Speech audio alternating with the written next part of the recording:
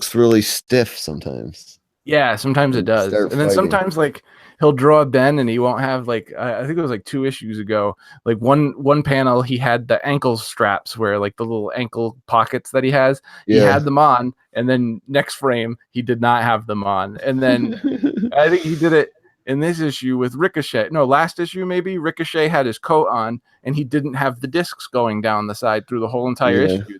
Then the end of the book, he had the discs. I'm like, this guy just forgets this shit. Yeah, Like, I think he uses a lot of like kind of like copy and paste type things, and it's real computer generated feeling. Like there's no like so, I feel like they're all existing models he's drawn of like spider related people because he's always on a spider book that he just uses and then colors in. You know what I'm saying?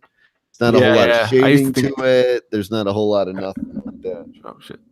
I thought Diodato used to do the same thing. Like he had these HD figures, and then he could just like move them around and Yeah. color them. So Yeah. that's why they always look so detailed and so on It's point. not my favorite art, but if as long as they keep giving me a Scarlet Spider book, I'll keep buying it. You know, I Most like definitely.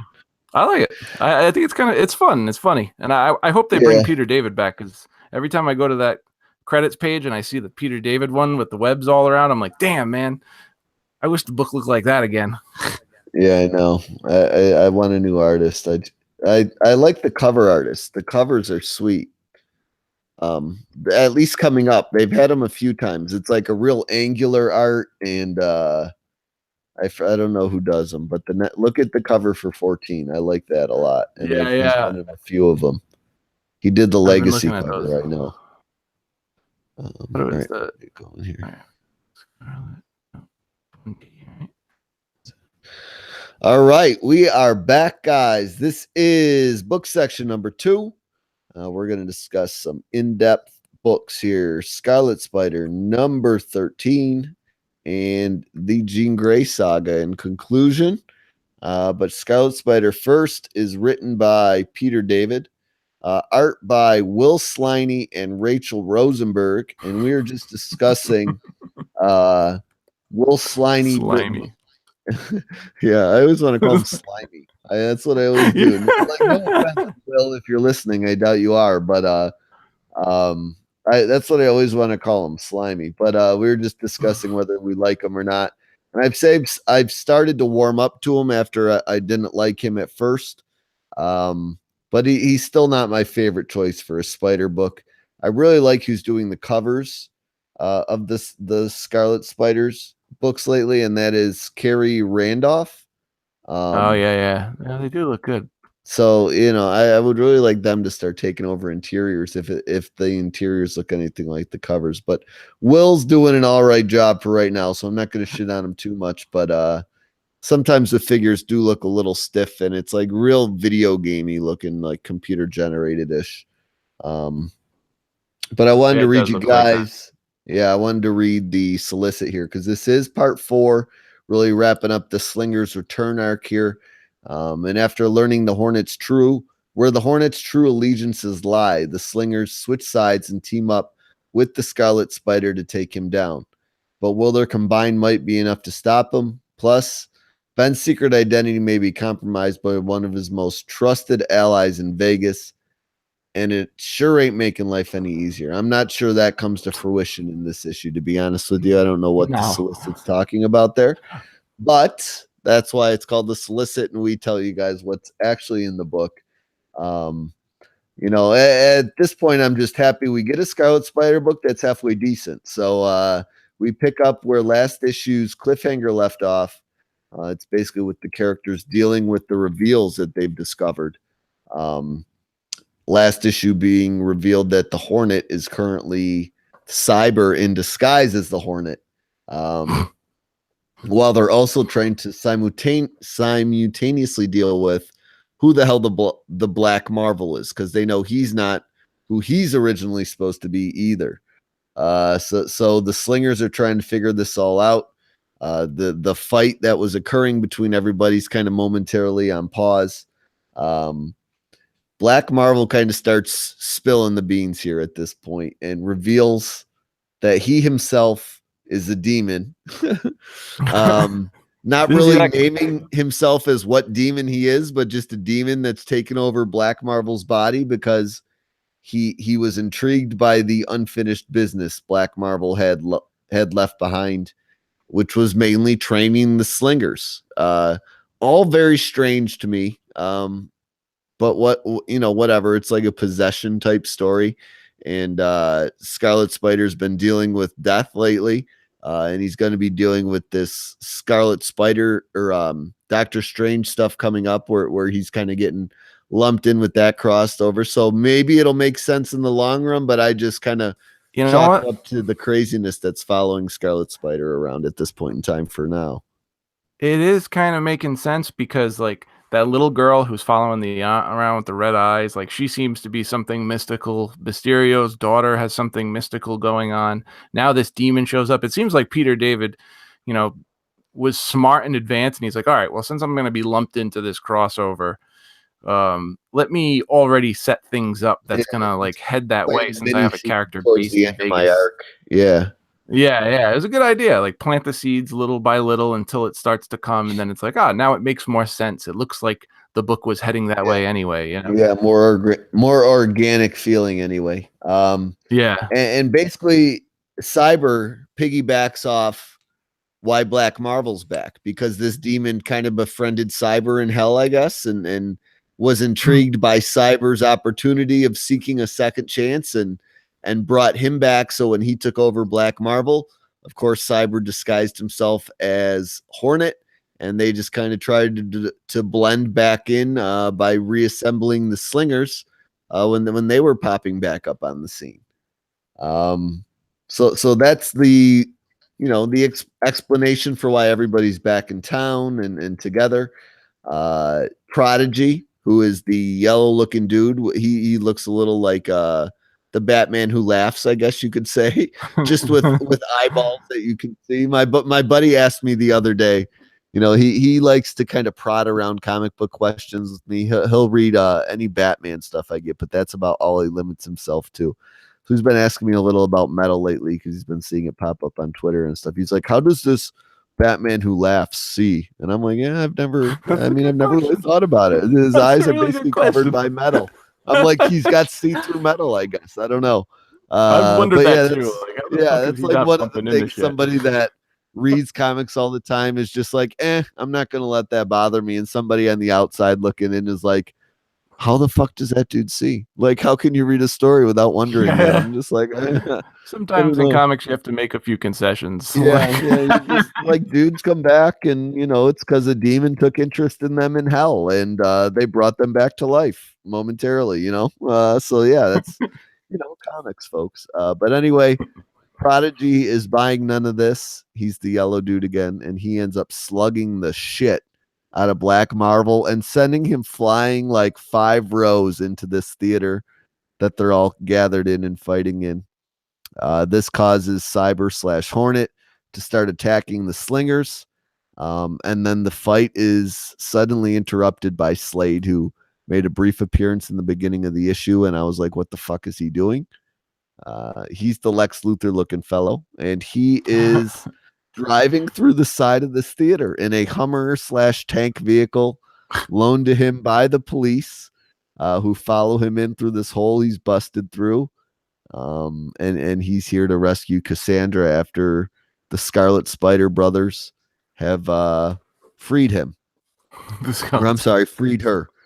So we got some craziness going down here. She hops in the Hummer. Slade takes her to safety.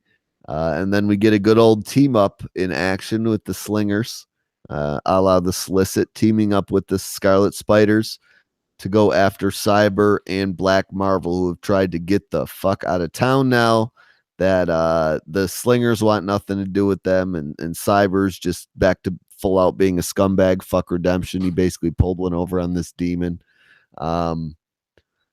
So yeah, the Cyber and Black Marvel go their separate ways. So the Scarlet Spiders basically team up together, and the Slingers basically go off their separate ways. So that team up lasts all of a panel, which I thought was kind of funny. oh, And the Slingers chase down Cyber, They basically mixed it up with them a little bit. They all get their moment to shine. Ultimately, he sneaks down a sewer hole and gets away, though. So the Slingers lose Hornet slash Cyber to fight some other day.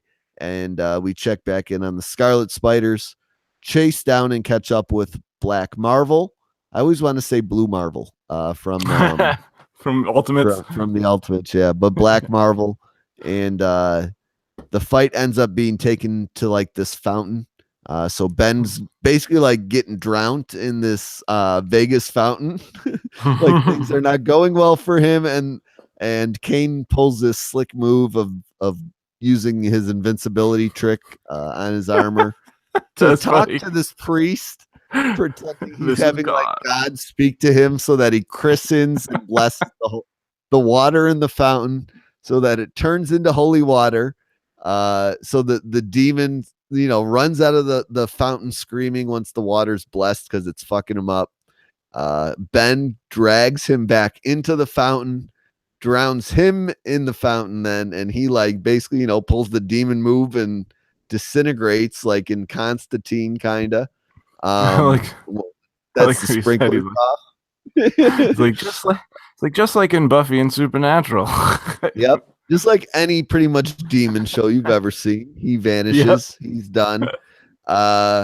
And yeah, and that's how kind of things wrap up. We're left with Scarlet Spider and the cliffhanger that, where's my notes because I don't remember it. He gets kind of this call from the Slingers, Dusk in particular, who's the one that just wears like this all black suit, kind of has like cloak type powers. Reveals that Mysterio is in around town and kind of being Mysterio-ish. And you mentioned how he's been popping up. And that's just kind of mentioned in a throwaway line. And then they deal with Kane, who gets a bunch of money from Cassandra for helping save her, return her to her daughter. And the money he then uses, given to him by Cassandra, is given to like that military vet who he's been hanging out with, who then is going to use the money to spruce up her VA facility and get that running again. So they never really, she just helped him when he was down and out, like, and kind of got his ass whooped by Ben for a little bit there. So that's their bond. But yeah, that's it. That's how the issue concludes. So we'll see what comes up next. I'm excited about the Mysterio tease. Like, I would say this entire arc, like, I'm kind of hard on books this week. I would say this is a borrow. I have fun reading it. I'm not going to tell anybody who's not interested in Scarlet Spider that they need to go out and absolutely buy this book and read it. It's a must read. But I think if you enjoy Scarlet Spider as a character, or have always been intrigued by him going back to the 90s, like, there's something you'll take out of this and you'll have fun with. I'm firmly in that camp. Like, the art's good enough. I have fun with it. I'm hard on some of the bigger books, but I got to be fair. I would say this is only really was a borrow arc. I've had more fun with some of the other Scarlet Spider arcs. But I'm definitely intrigued with the Mysterio hint dropped at the end. I would like to see this Cassandra stuff with her daughter really kind of put a bow on and wrapped up for good now. But Peter David loves to kind of write comics the old way, with that long running thread always addressed. And I feel like the new way of doing things is you bring something up and then just forget about it for 8 issues. And then it suddenly magically pops back up when the writer feels like dealing with it. But Peter David constantly reminds you of it, which isn't a bad thing. It's just, keeps it on your mind. So I don't mind it, but I'd like to see it in particular just wrapped up, like, make that little girl okay. Let's stop making this little girl in the book suffer. Can we please? I don't like that. I'm glad she's not overall, borrow. I have fun with this. It's a character I've always liked, though, so I'm a little biased, but it's borrow level for me if you're an outsider looking in, basically. What do you think? I'm glad the daughter is not like a major focal point with like she was in the first arc. Like, she was the subject of every issue. Really the story, Yeah, she was like the big deal. But I mean, now it just like hangs around in the background, and Yeah, I'm looking she's over the like first. not in a coma anymore. She's slowly getting better, but like they still Yeah, haven't she's up found a permanent solution yet. because of death, right? Like death woke her up and gave her a little bit more Yeah, time for Ben, yeah. um, just to be friendly. Kind of Because still putting it on Ben to find the cure, though. Like Ben is still responsible for this cure. He just hasn't really been dealing with it a lot lately. shit keeps coming up, I especially think it's after going to be a Secret magic Empire. cure by the end of this Doctor Strange Probably. stuff, if you ask me. Probably that would be that's probably a good idea to you can end it that way and make it a part of the crossover. I think it was issue number 9 where we first saw Mysterio. I mean, you don't know it's Mysterio because he's just like this old guy living in a house out in Nevada. Yeah, Like his daughter, they had this scene where you don't know who the woman is, but she gets off. She's dressed in green. She's dressed kind of like a sexy outfit, and you don't really know who she is. She gets off the plane and she pretends to be this woman who like a limousine driver is waiting for, and she takes the limousine over to her father's house, and then Dusk is following her, and you find out that it's Mysterio because he's like, I haven't been Mysterio for a long time. He's like, I'm out of that game. I'm retired. yeah. See, you binge reading this arc really helped you remember that because I It totally did. forgot. Like the Mysterio thing coming back to me at the very end, like, oh, that's cool, but I totally forgot about that until you just mentioned it. Yeah, I read 3 issues like at 4 in the morning, and then I read the last 2 like a couple hours ago, when I was in the bathroom, so hiding in the bathroom. Um, so it was I'm kind of on the same wavelength with you here. It was fun. I had a good time with it. It's not something I tell someone to like you immediately have to run out and buy. You have to read this book. No, not you don't have to. I mean, it's enjoyable, and there's always some good surprises, like death Yeah, being like a part of the story a little bit as we go along, and the whole thing with his soul. Like right when you think it's one thing, Peter David usually throws you a curveball, and you're like, oh, all right, well that's pretty yeah, cool. I didn't see that coming. I will. Sliny's art is it's pretty good. Like it's pretty detailed. He makes mistakes. We were talking about earlier before we started recording. Makes little mistakes here and there throughout certain issues. Like a character will have something on their costume in one panel, and then the next page it'll be gone. yeah. Um, He's sketchy on the spider pouches. yeah, and Ricochet's discs, but yeah, all in all, it's pretty detailed. It's pretty good. It's not the worst art. It's better than I think it was 2 issues ago, not the last issue, but the issue before, issue number 10, 11. It was oh god, well, I can't think of the person's name right now, but the art was just terrible. Yeah, It was a one fill-in issue. It was one of those Brazilian artists. It was a Brazilian name, and it was just really, really bad, really, really bad. But I would love to see Bagley come back because he does Venom here or there. He'll do a bi-weekly arc, but I rather just have him on this. I Like just know. make I know. him and Peter David do I this. like. I That's feel it. like the spider offices are losing a lot of their good artists lately. I don't know. Maybe they're not. Maybe that's just my imagination. But I don't know. I feel like the spider offices used to have some of the most consistently good art coming out of those books, all the time. And now I feel like it's slipping a little bit, with the exception of Spider-Man, obviously. They've been Because I shifting a wasn't lot. a huge fan of the new Renew Your Vows. Like I haven't read that since Oh, Legacy started, and thank God. Venom has been real hit or miss lately. When Yeah, yeah. what's his name's not doing it that I like. I do like Sandoval a little bit, but Yeah, Sandoval's pretty good. And then, I mean, it's been switching off between Sandoval and Bagley. So I think Sandoval's on right now. Someone else is doing this current issue that's coming up, I think, this week. And then Bagley's coming back for the next arc. But yeah, they've been shifting artists like pretty crazy in the Spider Office lately, with the exception of Amazing Spider-Man. And I know good news for Renew Your Vows, that new artist is going away, and Nathan Stockman, who took over for what's his name? Brian Level after friggin' Ryan Stegman. So they kind of have like a similar style. Like it looks kind of on the level of Stegman and Level's art. So it'll be better. But even yeah, still, I'm just not interested in that book. But yeah, this was a borrow for me. This was totally a borrow for me. yeah, I liked it, yep, but you know, yeah. Like if Aaron is listening to this, he's saying bye, and I'm in his camp. But like if you're not a Scarlet Spider fan, you're not there's no reason to rush out and at least get this arc. But yeah, I don't know.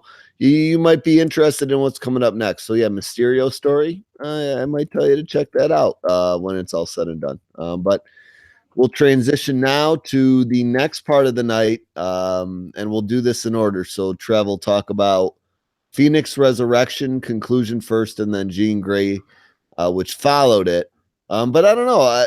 With the exception of the very last page of the Jean Grey issue, and I'm not going to spoil it, I think you could really read it in any order. Without that last page, you know what you get what I'm hinting at there? I agree. Yeah. I agree. That's true because it's just one page. I mean, yeah, it really is. It's not going to make a difference. Yeah, you could read it in either way. But yeah, we'll start with Phoenix Resurrection number 5, the conclusion to the return of Jean Grey. Oh boy, here we go. So here we go. Phoenix Resurrection number 5, written by Matthew Rosenberg with art by Laniel Francis Yu and Joe Bennett, colors by Rochelle Rosenberg, and letters by Virtual Calligraphy's Travis Lanham. What the fuck was I gonna say? There's no solicit because they did one solicit for issues 4 issues 2 through 5. Yeah. So we got that out of the way. So we pick up where we left off in the last issue with Logan walking into the diner. He sits down, orders a coffee. I really like the way it looks at the start here. Like, this is the best art the series has looked so far, I think. Yeah, I think Laniel Francis Yu definitely did a really good job. His first issue was pretty good, but this was some of the best work he's done on the series so far. Next to his covers, which have like, he hammered the first couple out, and then he's like, "Oh, I can take my time on this last one," Yeah, and it's weird because Koi Pham, who right now, I mean, he hasn't done it in a while, but he was doing Teen Titans with Phil Hester doing the breakdowns, but Koi Pham was doing the art in Teen Titans. He was solicited to do issue number 5. It's still, his name is still on it in the solicits, but for some reason he didn't do this issue. It was Laniel and Joe Bennett. So weird, but I'm grateful because I'm not a big fan of Koi Pham anyway. His art is kind of shaky. Like, it's just it's weird. Like, characters will not look the same from page to page issues either, to be honest with you. Especially when it started off with John Boy Myers, and then you go to that, you're just like, oh. And you go to that. And it got really good when Phil Hester started, doing the breakdowns of the finishes or whatever. When he was like helping him with the art, it started to look really good. But Koi Pham on his own, like, Damian just looked awful in Teen Titans, and you'd see him on one page, turn the page, he looks completely different, and you're like, Jesus Christ, dude! Like, a little consistency with your character work here. But anyway, glad he's not doing this issue. So Ogun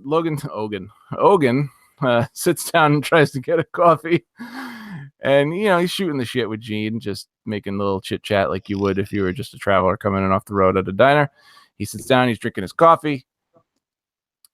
She asks him what he's coming to town for. He's like, I'm here to visit an old friend and whatnot. Annie, she's like, you sure you don't want to take that coffee on the road there, buddy? Like, trying to get him to go away. Because obviously, as we know right now, Annie is like a construct of the Phoenix and is protecting. She's kind of directing the show, Yeah, directing the show and trying to protect the bubble reality that Jean is living in right now. So she's feeling threatened.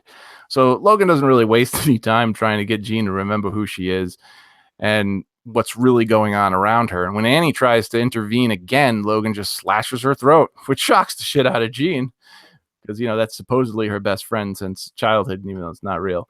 And Annie just falls to the floor, blood everywhere. But it's kind of funny when he slashes her neck, it looks like you see like a bit of fire come out of her neck. I didn't even notice the blood at first. I was just really focused on the fire energy coming out of her neck. This gets me right now, like this. So after that page you get the credits page, and then the very next page, we're outside with the X-Men. The Phoenix on top of the roof disappears at that, in front of the diner, and the earth starts shaking. Like, earthquake. Anybody see where that enormous flaming bird just went? And then that's it. Like, we go right back into the diner. And I think to myself, like, this scene was fucking pointless. Like, what was the point of having this? Just to like There's no remind point. you, I think that the X-Men are That they're outside because they've only shown Logan so far.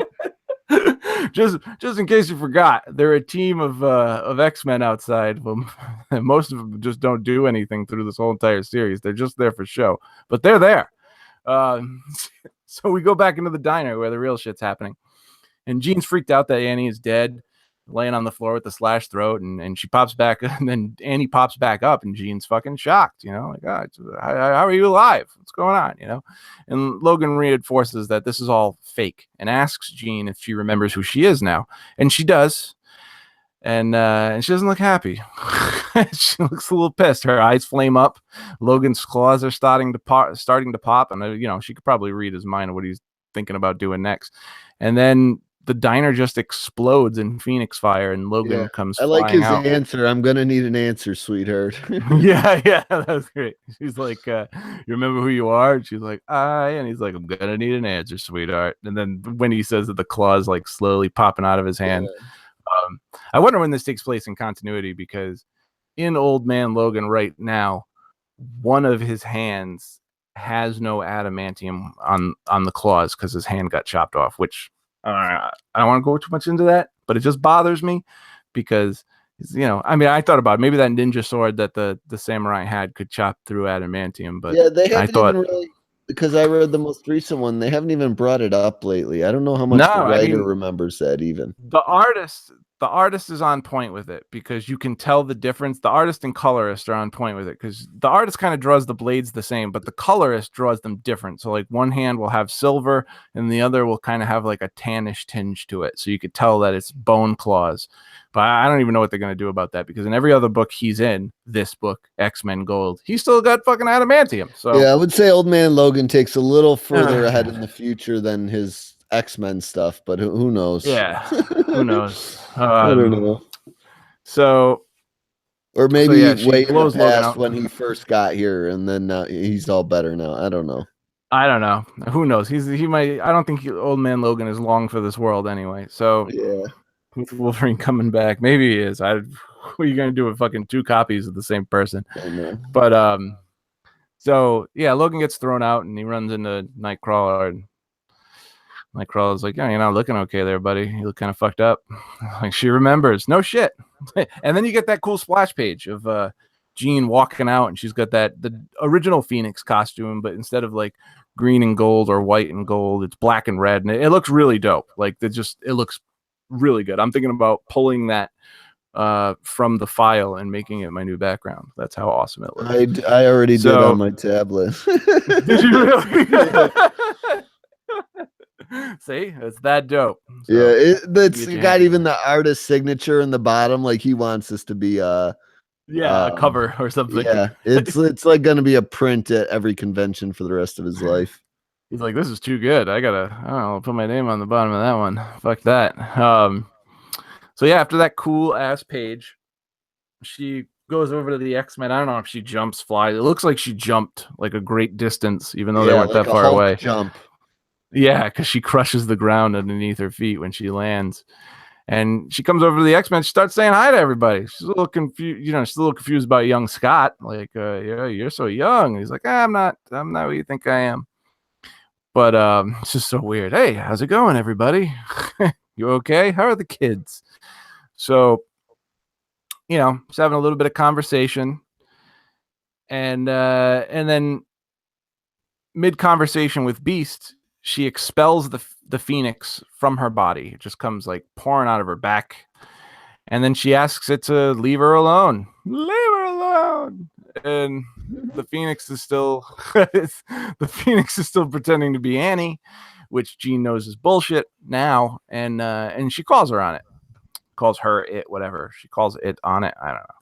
And she tells the Phoenix she doesn't want anything to do with it anymore. And its answer to this is to morph into Jean's parents and try to coerce Jean into accepting being the Phoenix host again.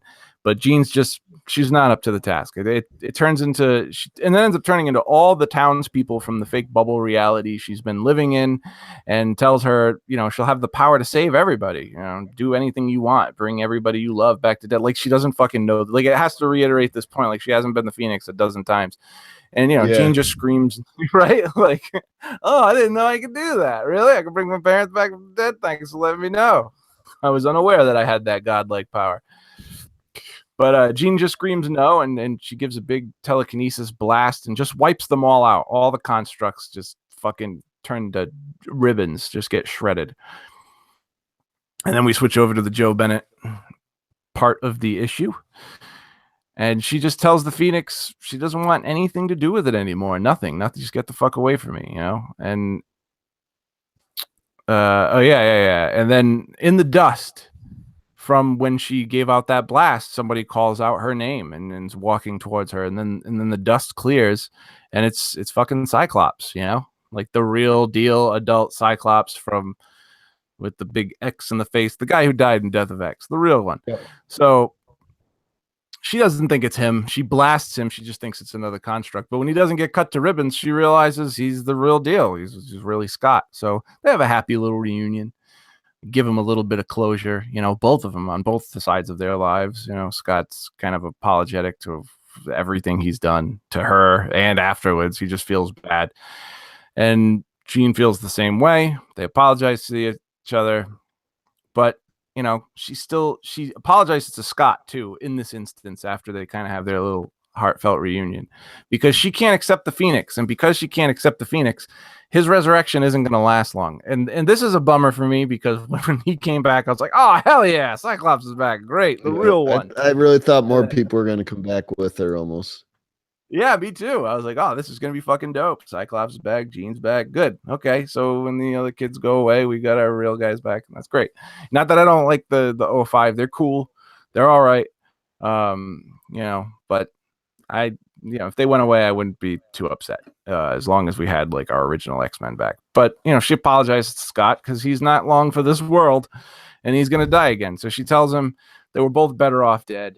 And then they both say, you know, they love each other and I love yous and all that shit. And then Scott just wastes fucking away to a corpse again and falls to the ground. His hair falls off. He just turns into like this carcass. His hair falls off. His body wastes away. And then Jean, you know, yells at the Phoenix. You know, that's it. I'm all set. There's nothing you can give me. There's nothing I want. There's nothing. So just leave me the fuck alone.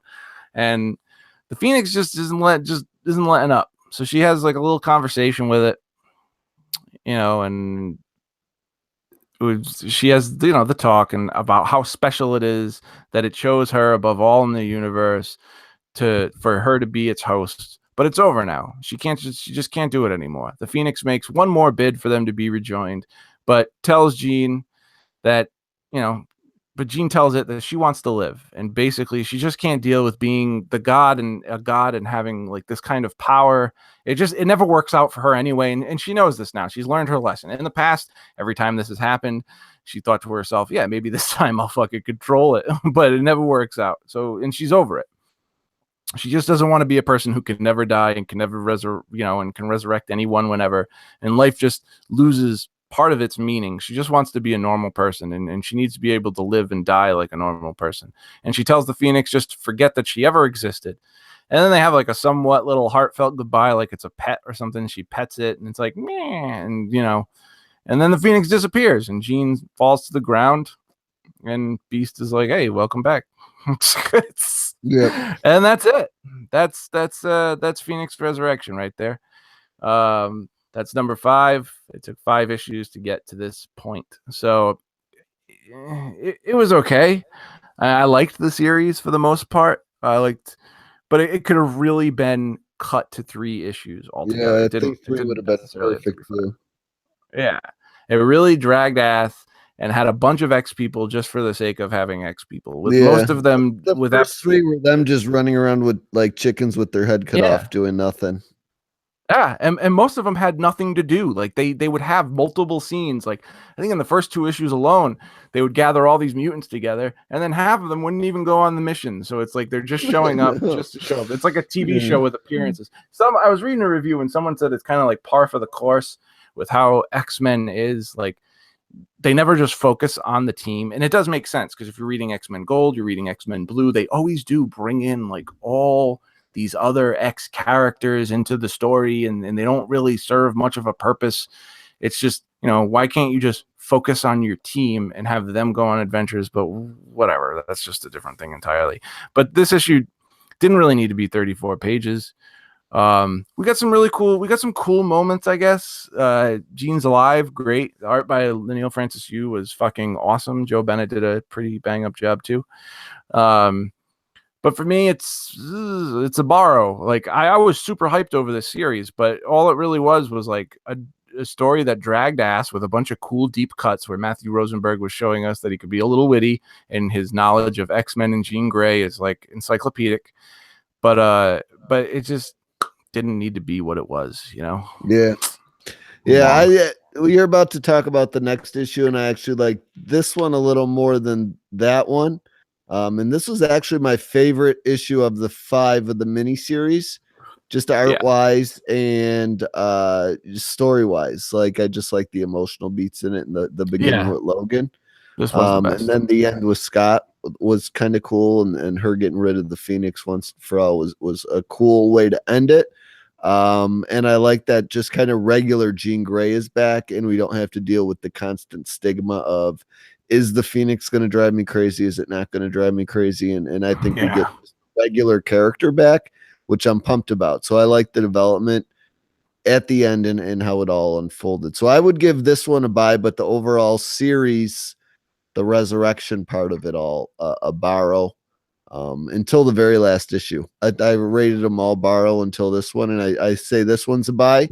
But I think if you just bought this one, you would be fine, and you don't really need the other 4 almost. No, you really don't. You really just know they found a Phoenix egg that was kind of like a dome world in the desert, and everyone entered. Only really needed Wolverine to enter. Read the recap.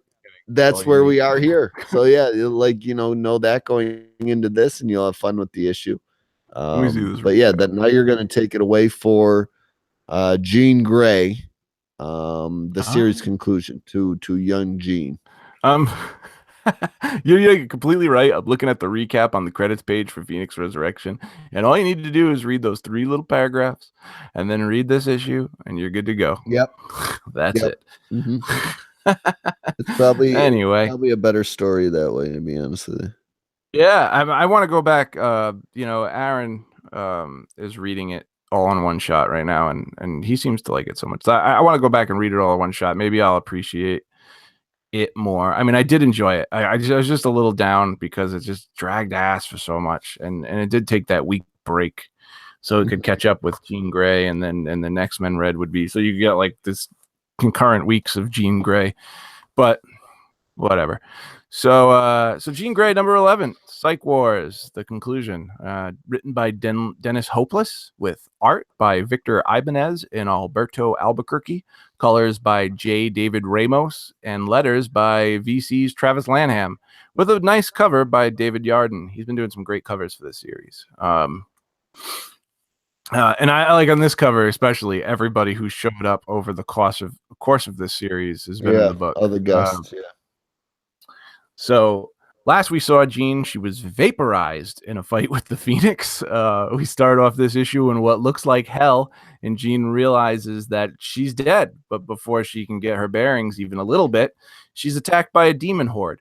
She blows back the demon horde with her telekinesis powers and flies off on a getaway, but she ends up flying into a giant demon coming out of lava and gets knocked back on a little stone there, on a little stone ledge.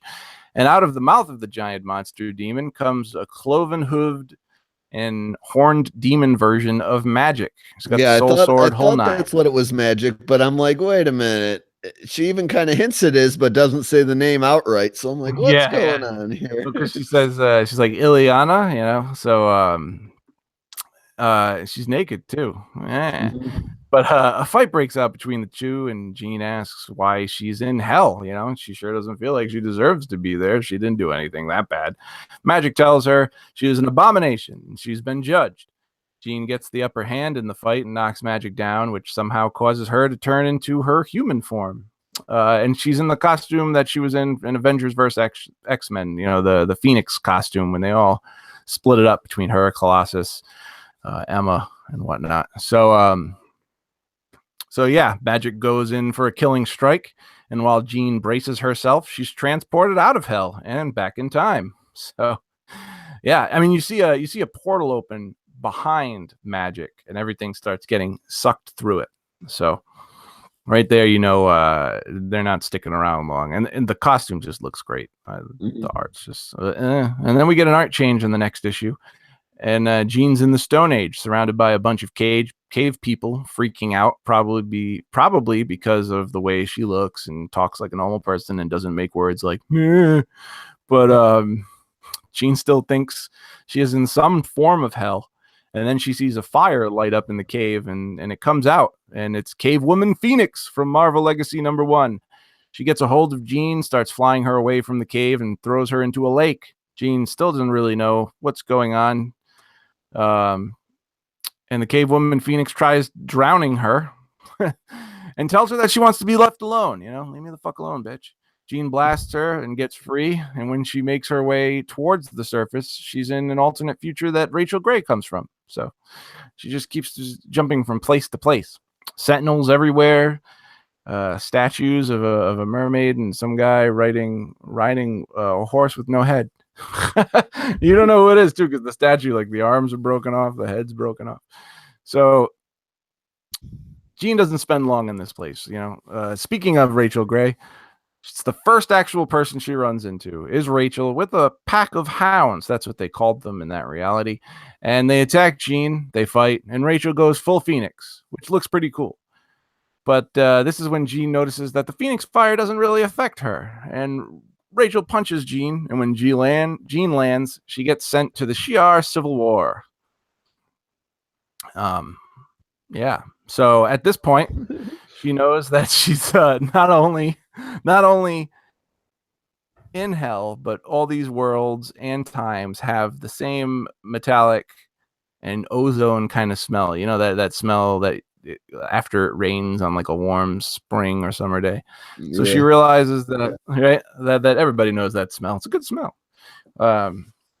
So she realizes that if she explores a bit, she will run into another past Phoenix host, because she's starting to get the idea of what's really going on here. And she does. She ends up running into Rook Shur, fighting an army of Shi'ar soldiers. And again, she ends up fighting another host. I think I remember this guy from, Emperor Vulcan, I think, when they went out into space, and Scott's, See, he was Cyclops. I'm like, who the fuck is this guy? He looks familiar, but I didn't. It was funny because it was not too long ago. It was probably like 6 months ago. I read Emperor Vulcan, and he was one of a character in that. I think I read another story that he was in too, but I just can't put my finger on it right now. But that one for sure. So, because there was a point where Cyclops' brother took over the Shi'ar Empire because he's ridiculously fucking powerful. But he died, and we haven't seen him since. So she gets knocked down. Actually, we did see him. We saw him in Phoenix Resurrection. Anyway, she gets knocked down with her head under his foot. Her eyes go fire, and then the planet explodes. Now she's floating in space, gasping for air, and she passes out. And when she wakes up, she's back at the Xavier Institute in her own time, original time, I should say, on her bed in her room. She walks out. She sees Scott and Hank, and and they're like, "Hey, nice sweater." Like, what the fuck, la-di-da, how you doing? And she walks downstairs. She sees Warren and Bobby watching TV. Bobby tries to have a chat. They both try to have a chat with her, but she's just not having it. She keeps on going, and she screams, "Get out here!" because she knows something's going on. And Professor X's head appears, but she knows it's not him. She gets that same ozone smell that she got in the previous realities that she's been in. and it's the Phoenix. She's in the White Room. Surprise! I mean, I knew that's where it was going even in the last issue. So the Phoenix explains to her where she is and what purpose it serves. And for those who don't know, it's a place where every Phoenix host leaves a piece of themselves. And that's been explored and expanded on in past issues, especially when Jean was inside Emma's head and in the early issues when she was inside of everyone's head, Quentin's head, Hope, everybody's, because everybody seems to be missing a piece of themselves or have some kind of horrible mental scarring from being a Phoenix host. So the Phoenix is pissed and it tells Jean she's no host and she doesn't belong there. It's mad that young Jean has fought not to be the host because it views Jean Grey, the adult Jean Grey, as the perfect host, and just wanted to get rid of this version to make way for the real Jean. So the Phoenix is a god, like a god. Has the power of a god. I guess it can be omnipresent. I guess it can be doing what it's doing with adult Jean and doing what it's doing here at the same time. Yeah. It is that powerful. So makes sense. So Jean realizes why she is being chased by the Phoenix, and it was trying to get rid of her consciousness. It's trying to stomp her out, or what was left of her, into non-existence, because she is an imperfection, in the eyes of the Phoenix. But it can't get rid of her. Maybe it was Emma's spark, or Ghost Jean's inoculation, or whatever it was. Maybe it was all the training she went through in this series. But the Phoenix just can't win against her. She's become formidable in her own right. So Jean tells it, it's going to have to swallow its pride. I'm not going away. I'll keep fighting. You'll keep losing. You're going to have to take the L and fucking bring me back to life, motherfucker. What's the deal?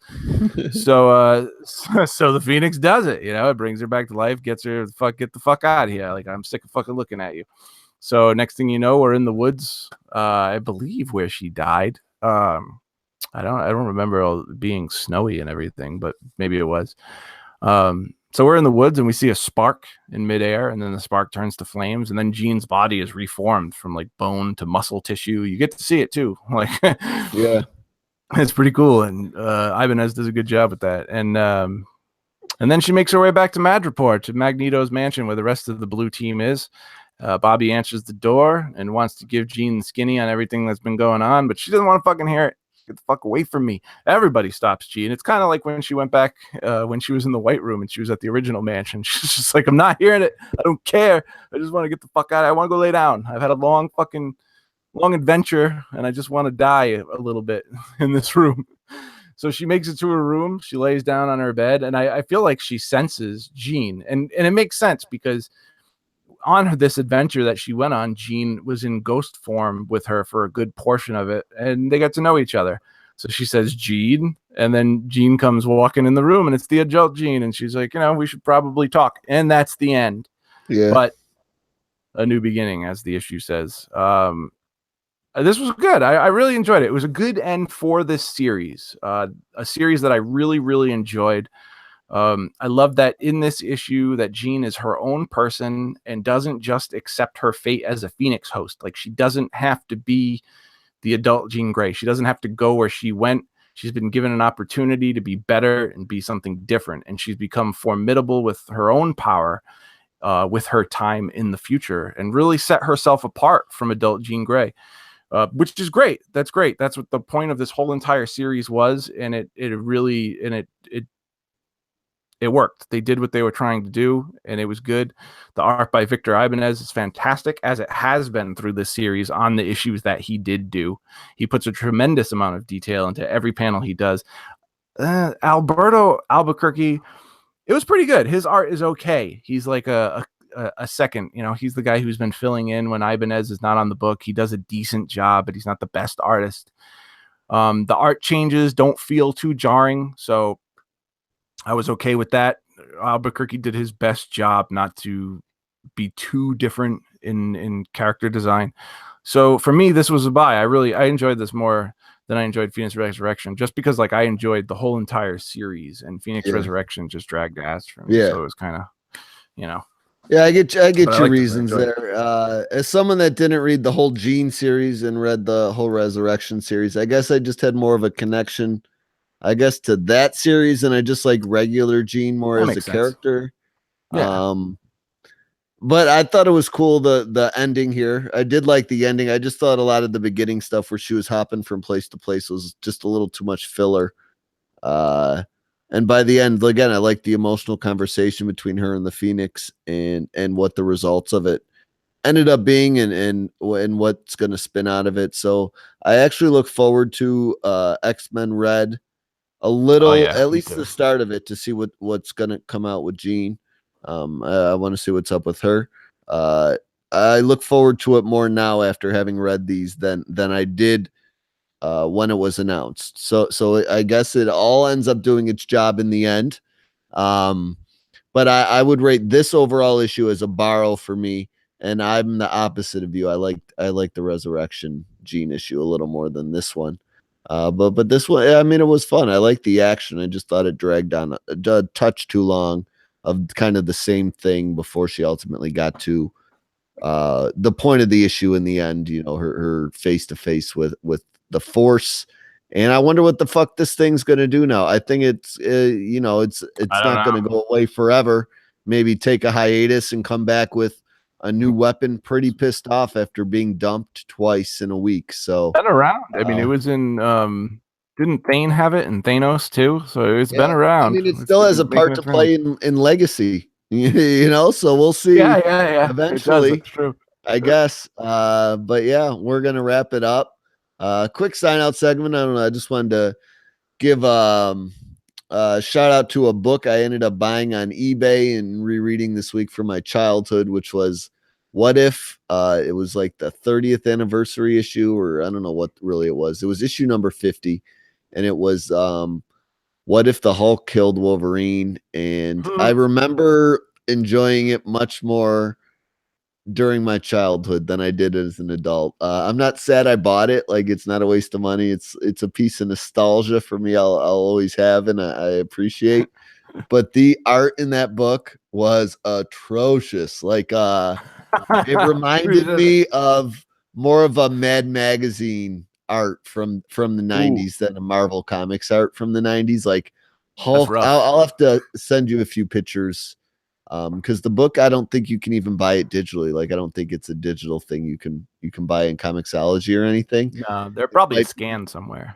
yeah, it might be, on one of the illegal sites online or something. But the Wolverine panels and some of the Hulk panels just do not look good. And I forget, really, when I dive into some of those older 90s books, how much longer they take me to read than like a typical comic nowadays. Oh Like, yeah.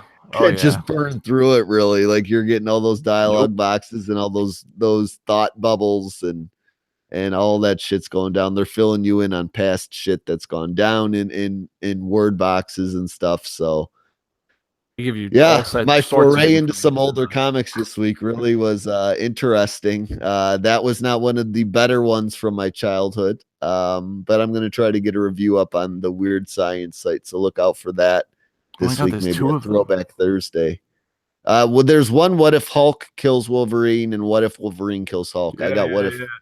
Hulk Kills Wolverine. So I just it really downloaded has some one. cosmic consequences. Really, the whole What If Hulk Kills Wolverine part of it is like 5 pages of the actual comic, and then it just goes off the fucking rails with nonsense. So yeah, that's just something I wanted to add there at the end. I don't know if you read anything crazy this week you wanted to bring up real uh, quick. I have been, and I'm surprised about this. I have been reading. Where the fuck is it? I actually have it right here. I've been reading Iron Man from 1978 to 1982 by Drunk David Iron Man. Drunk Iron Man by Dave Michelini and John Romita Jr. And I sent you that picture of Drunk Iron Man. He's like, "I'm Yeah, that was fucking awesome Iron picture. Man. That was an Don't awesome fuck picture. with me." Yeah, that was crazy. Don't fuck with me. I'm fucking Iron Man. I'll kick your ass. It was fucking hilarious. If you read it in a drunk voice, you just laugh your fucking ass off. But sometimes I forget in these older, like the older books from the 70s and 80s, like these guys put in so much detail. They did so much great work back then. Like artists that I'm not even sure like who they are. Sometimes even like fill-in artists. Like the art is always great. Yeah. and it reads really well too. David Michelin is a great writer, so I've been really, really enjoying that. So if you're interested in some older Iron Man stuff, check out that run. I think it runs from his first run was from issue 116 to issue 157, from 78 to 82. So definitely worth a look out on it. Yeah. So yeah, check out some older books. If you guys have been reading some older stuff, you want to mention or shout out, let us know. I like to see some of the older pulls, like people dig out from the boxes. I grabbed from my comic shop this week the Fatal Attractions crossover, so I'm going to try to dig into that this week. Nice. And maybe I'll share my thoughts next week on that one. So we will be back next week with 3 new books for you guys. We're going to do, for the Spider-related books, I'm going to mix it up. It's not going to be Spider-Man or Miles. I'm going to do a little Spider-Man Deadpool. I don't think we've highlighted that book in a while since, no, I don't know, definitely not since Legacy. So we'll give that one. Yeah, we'll give that one a little spotlight. It's on number 27. And I think that also might be the end of an arc, so I might have a little catching up to do there. X book, obviously, probably going to be X Red, right? Yep, X-Men Red number 1. And then we got, for the hero book, we're going to do Adam Warlock, Infinity Gem. First title as far as that goes, but leading into the Infinity Gem book coming out later on, I think next month. And then event wise, of course, we're going to give you a quick summary of the Avengers and tell you what's going on in that weekly crossover there. But yeah, that's next week, and we'll talk to you guys then. So peace out, stay safe. Too bad all you Patriots fans. Not really, but hey. Jim's happy, so I'm okay with it because the Eagles deserve it. They win enough. They win enough. They did. They've won enough. Probably win again next year, be all bitter and pissed off, and kill everyone by 50 points. So, and Eagles never won a Super Bowl. Right? They've never won a Super Bowl since the Super Bowl existed. Rubbed that in my face today. He's like, "Oh, you're still on that list. I'm not with you anymore. There, I'm in the club." And I'm like, "Oh, go fuck yourself." I'm in the club. That's the best. So yeah, I'm still on the outside looking in. We ended the playoff drought this year, so I'll take that club anyway. Not the longest playoff drought anymore. That goes back to the Browns. So that was a good Super Bowl, though. That was a good game. Yeah, it was. I had a blast watching it. But yeah, no more football talk. We'll wrap things up this week. We'll talk to you next week, guys. Peace out.